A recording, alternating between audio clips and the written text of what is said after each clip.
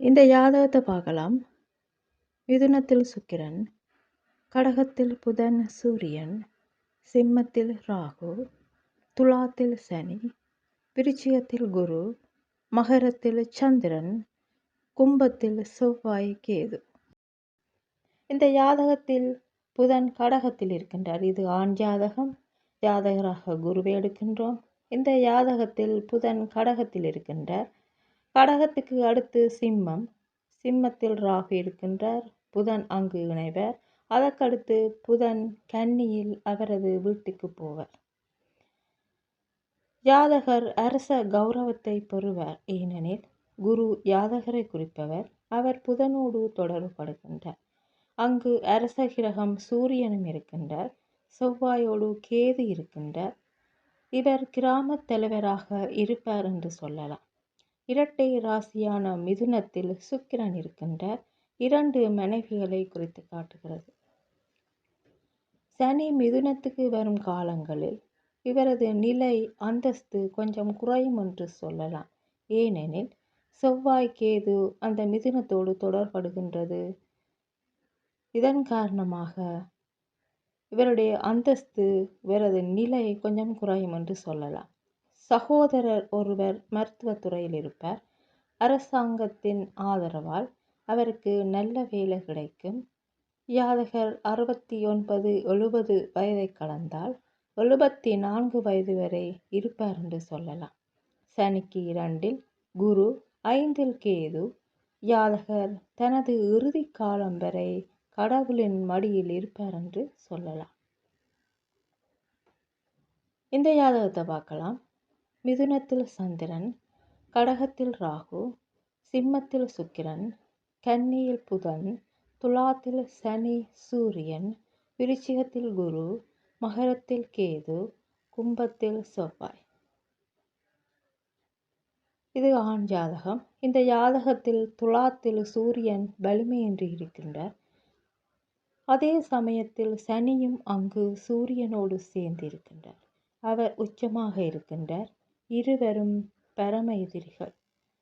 இந்த ஜாதகர் பிறக்கின்ற அந்த காலகட்டத்தில் மிகவும் கடினமான சூழ்நிலைகளை ஜாதகர் அதாவது ஜாதகரின் தந்தை எதிர்கொண்டிருப்பார் என்று சொல்லலாம். புதன் கன்னியில் இருக்கின்றார். அவருக்கு 2இல் சனி மற்றும் சூரியன் இருக்கின்றார்கள். எனவே ஜாதகரது படிப்பின் பாதையில் தடைகள் இருக்கும் என்று சொல்லலாம். சனிக்கு 2இல் குரு இருக்கின்றார். அதனால் மரியாதைக்குரிய வேலை கிடைக்கும். இறுதியில் மகர ராசியில் கேதுவின் நிலை அவரது துறவு வாழ்க்கையை குறித்து காட்டுகிறது. ஆயுர்வேதம் சம்பந்தமான பயிற்சிகள் அவருக்கு இருக்கும். இங்கு சனி சந்திரனை தொடர்பு கொள்ளும் போது இரசாயனங்களை கையாள்வதை குறித்து காட்டுகிறது. சனி அடுத்து ராகுவை சந்திக்கிறது. பின்னர் புதனுடன் சேர்ந்து 44-45 வயதுகளில் அதிக பணம் சம்பாதித்து சொந்த வீடு இருப்பதை குறித்து காட்டுகிறது. 60 வயது வந்ததும் அவர் வெளியூர் பயணங்களை மேற்கொள்வார். ராகு கேது அச்சுக்கிடையில் செவ்வாய் இருக்கிறது. ராகு கேது அச்சுக்கிடையே கும்பத்தில் செவ்வாயும் சுக்கிரன் சிம்மத்திலும் குருவை நோக்கி கேதுவும் வருகிறது. இது இவருடைய திருமண வாழ்க்கை மகிழ்ச்சியாக இருக்காது என்பதை காட்டுகிறது. ஜாதகர் 74 வயது வரை வாழ்வார் என்று சொல்லலாம். இந்த ஜாதகத்தை பார்க்கலாம். கடகத்தில் ராகு, கன்னியில் சுக்கிரன், துலாத்தில் சனி, விருச்சிகத்தில் குரு, புதன் மற்றும் சூரியன், மகரத்தில் கேது, மீனத்தில் செவ்வாய். இது ஆண் ஜாதகம். இந்த ஜாதகத்தில் சனி உச்சமாக இருக்கின்றார். அவருக்கு பக்கத்தில் சூரியனும் புதனும் உள்ளனர். எனவே ஜாதகர் அரசாங்கத்தில் உயர் பதவியில் வேலை செய்யக்கூடியவராக இருப்பார் என்று சொல்லலாம். குரு விருச்சிகத்தில் இருக்கின்றார். சமய அறிவுடையவராக இருப்பார். முக்கியமான ஒரு இடத்தில் நல்ல பெயர் புகழை சம்பாதிப்பார் என்று சொல்லலாம். மகர ராசியில் கேது இருக்கின்றார். ஜாதகருக்கு மதம் சார்ந்த விடயத்தில் நாட்டம் இருக்கும். எப்படியாவது தான் மோட்சம் முக்தி அடைய வேண்டும் என்று இருப்பார். பொறுமையாக இருக்கக்கூடியவர் எப்போதும் குரு போன்ற தெய்வீக மேலாதிக்கத்தை நம்புபவராக இருப்பார். அதே நேரம் இங்கு குருவும் செவ்வாயும் இடம் மாறி இருக்கின்றனர் என்பதும் குறிப்பிடத்தக்கது. இந்த ஜாதகத்தை பார்க்கலாம். ரிஷபத்தில் சந்திரன், கடகத்தில் ராகு, துலாத்தில் சுக்கிரன், சனி, விருச்சிகத்தில் சூரியன், தனுசில் குரு, புதன், மகரத்தில் கேது, மீனத்தில் செவ்வாய். இந்த ஜாதகர் அரச நிர்வாகத்தோடு சம்பந்தப்படுகின்றார். இது ஒரு ஆண் ஜாதகம்.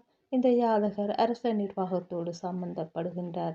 நல்ல பெயர் புகழை சம்பாதிக்கின்றார். அதே நேரம் நல்ல வசதியானவராகவும் மாறுகின்றார். அவர் மிகவும் அறிவுஜீவியாக இருப்பார். எல்லா விதமான இன்பங்களையும் பெறுவார் என்று சொல்லலாம். குழந்தைகளையும் பெறுவார்.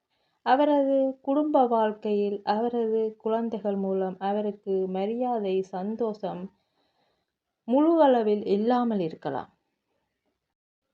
ஏனெனில் குருவோடு புதன் தொடர்படுகின்றார், ராகு தொடர்படுகின்றார். இவருக்கு 2 திருமணம் நடக்கும். மற்றவர்கள் என்ன சொல்கின்றார்கள், என்ன கதைக்கின்றார்கள் என்பதையெல்லாம் இவர் கணக்கில் எடுக்க மாட்டார், கவனிக்கவும் மாட்டார். அவரது 24 வயதில் அவருக்கு நல்ல காலம் தொடங்குகிறது. 27, 28 வயதில் நல்ல முன்னேற்றத்தை காண்கிறார். மேலும் அவர் 47 வயது வரை அதிர்ஷ்டசாலியாக இருப்பார் என்று சொல்லலாம். 48 தொடக்கம் 55 வயது வரை அவர் நோயினால் பாதிக்கப்பட்டவராகவும் நிதி இழப்பு மற்றும் கெட்ட பெயரையும் சம்பாதிப்பார். 56, 57 வயதில் தனது பழைய இடத்தை புதுப்பித்து புதிய இடத்துக்கு இடம்பெயர்ந்து வாழ்க்கையை தொடங்குவார். அவருடைய 2 மகன்களும் நிறைய பணம் சம்பாதிப்பார்கள். அவர் சன்னியாசி ஆடைகள் அணிந்து 70, 72 வயது வரை வாழ்வார். கோச்சாரத்தில் செவ்வாய் சந்திரன் ராகுவை தொடும்போது அந்த காலகட்டத்தில் அவரது குடும்ப வாழ்க்கை சந்தோஷமாக இருந்திருக்காது என்று சொல்லலாம். இந்த ஜாதகத்தை பார்க்கலாம். ரிஷபத்தில் செவ்வாய், கடகத்தில் ராகு, துலாத்தில் சந்திரன், சனி, தனுசில் குரு, மகரத்தில் கேது, கும்பத்தில் சுக்கிரன், மீனத்தில் புதன், சூரியன். ஜாதகராக குருவை எடுக்கின்றோம். மீனத்தில் புதன், சூரியன் உள்ளனர். ஜாதகர் நல்ல அறிவுஜீவியாக இருப்பார். நல்ல கல்வி, நல்ல அறிவை பெற்றிருப்பார். திசை அம்சங்களின்படி சுக்கிரன் கும்பத்தில் இருக்கின்றார். அதற்கடுத்து 2ஆம் வீட்டில் சூரியன், புதன் இருக்கின்றனர். ஜாதகர் அரசாங்கத்தில் உயர்ந்த இடத்தில் இருப்பதை இது காட்டுகிறது. மேலும் சுக்கிரனும் சனியும் இடமாறி இருக்கின்றனர். அவர் தனது தொழிலை மாற்றலாம். கும்பத்தில் சுக்கிரன் இருப்பதால் இவர் ஒரு பெண்ணை திருமணம் செய்வார். சுக்கிரன் ராகுவோடு தொடர்பு கொள்ளும் நேரம் அந்த காலகட்டத்தில் இன்னொரு குடும்ப பெண்ணையும் திருமணம் செய்வார். ஜாதகராகிய குருவிற்கு அடுத்து கேது இருப்பதை பாருங்கள். தொழிற்காரகன் சனி கும்பத்துக்கு வரும்போது தொழிலில் நல்ல முன்னேற்றம் ஏற்படும். அரசாங்க வட்டாரத்தில் நல்ல பெயரும் புகழும் கிடைக்கும். இவர் நல்ல பெயர் புகழை அடைவார் என்று சொல்லலாம். அவருக்கு 42, 44 வயதில் 2வது மனைவி இருப்பார். பின்னர் சனி கன்னிராசிக்கு மாறும்போது சூரியன் கன்னிராசியோடு தொடர்படும் போது அவர் தொழிலில் உயர்வார். அவர் மிகவும் பணக்காரராகவும் சொந்த வீடுகளை உடையவராகவும் இருப்பார். அவருக்கு ஒரு மனைவி மூலம் 2 குழந்தைகள் இருக்கும். அதாவது 2 மனைவிகள், அதில் ஒரு மனைவி மூலம் இவருக்கு 2 குழந்தைகள் இருக்கும் என்று சொல்லலாம்.